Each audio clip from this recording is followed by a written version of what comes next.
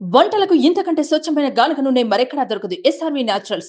Orders కై screen పై number కి call చేయండి. బీఆర్ఎస్ ఎమ్మెల్యే మల్లారెడ్డి అన్ని పంచాయతీలను క్లియర్ చేసుకోబోతున్నారా? ఇక ప్రభుత్వంతో వేగడం సరికాదని డిసైడ్ అయ్యారా? తన రాజకీయ భవిష్యత్తుకు సరైన నిర్ణయం తీసుకోబోతున్నారా? వీటన్నిటికీ సమాధానం మే 20న దొరకబోతుందా? Let's discuss.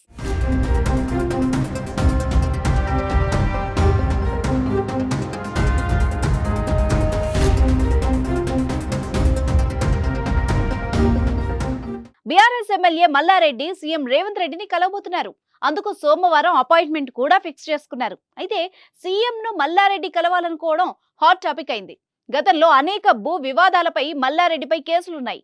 అది బీఆర్ఎస్ సర్కార్ ఉన్నప్పుడు కూడా. అయితే తెలంగాణలో కాంగ్రెస్ అధికారంలోకి వచ్చాక మల్లారెడ్డికి టైట్ పొజిషన్ వచ్చింది. దీంతో పార్లమెంట్ ఎన్నికలకు ముందే కాంగ్రెస్ లోకి మల్లారెడ్డి చేరబోతున్నారన్న ప్రచారం బాగా జరిగింది. ఈ క్రమంలోనే కర్ణాటక డిప్యూటీ సీఎం డీకే శివకుమార్ ను బెంగళూరులో మల్లారెడ్డి ఆయన కొడుకు కలిశారు. దీంతో ఆయన పార్టీ మారడం ఖాయమని అంతా అనుకున్నారు. ఢిల్లీ వెళ్లి కాంగ్రెస్ పెద్దల్ని కలుస్తారని కూడా ప్రచారం జరిగింది. ఆ తర్వాత చేరికపై చప్పుడు చేయలేదు. ఆ తర్వాత మల్లారెడ్డికి చెందిన పలు భవనాల్ని కూల్చింది రెవెన్యూ యంత్రాంగం. అదే రోజు వెంటనే ప్రభుత్వ సలహాదారుడు వేన్ నరేందర్ రెడ్డితో 2 గంటల పాటు సమావేశమయ్యారు మల్లారెడ్డి. ఆ భేటీ తెలంగాణ రాజకీయాల్లో హాట్ టాపిక్ గా మారింది. పార్టీ మారేందుకు మల్లారెడ్డి సిద్ధమయ్యారన్న వార్తలు బలంగా వినిపించాయి. అయితే మరునాడే బీఆర్ఎస్ వర్కింగ్ ప్రెసిడెంట్ కేటీఆర్ ను కలిసిన మల్లారెడ్డి పార్టీ మారడం లేదని ప్రకటించారు. ఇటీవల మేడ్చల్ ఎమ్మెల్యే మల్లారెడ్డిని పోలీసులు అరెస్ట్ చేశారు. సుచిత్ర పరిధిలోని సర్వే నెంబర్ 82లో మల్లారెడ్డి ఆయన అల్లుడు రాజశేఖర్ రెడ్డికి సంబంధించిన స్థలాన్ని కొందరు కబ్జా చేశారని మల్లారెడ్డి ఆరోపిస్తున్నారు. స్థలం చుట్టూ బ్యారికేడ్లు, ఫెన్సింగ్ వేశారు. ఇది తెలుసుకున్న మల్లారెడ్డి తన అల్లుడిని, అనుచరుల్ని తీసుకుని ఘటనా స్థలానికి చేరుకున్నారు. బ్యారికేడ్లు, ఫెన్సింగ్ ను తొలగించేందుకు ప్రయత్నించారు. ఈ క్రమంలో పోలీసులకు మల్లారెడ్డికి మధ్య వాగ్వాదం జరిగింది.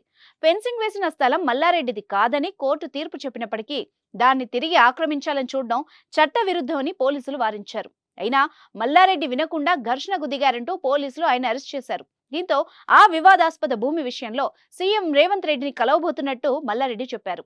పోలీసులు తమ వ్యతిరేక వర్గానికి అనుకూలంగా పనిచేస్తున్నారని ఆరోపించారు. అన్ని విషయాలను సీఎం రేవంత్ ను కలిసి వివరిస్తామని, అందుకు మే 20న అపాయింట్మెంట్ కోరామని మల్లారెడ్డి చెప్పారు. అయితే ఈ కలయిక రాజకీయంగా ఎటువంటి టర్న్ తీసుకుంటుందన్న క్యూరియాసిటీ రాష్ట్ర రాజకీయాల్లో పెరిగిపోయింది. ఇక అన్నిటికీ రాజీ కుదుర్చుకునేందుకు మల్లారెడ్డి రెడీ అయ్యారా? పార్టీ మారడం కూడా ఖాయమైపోయిందా అనే చర్చ జరుగుతోంది. చూద్దాం మరి సీఎం మీటింగ్ తో ఏం తెలనుందో.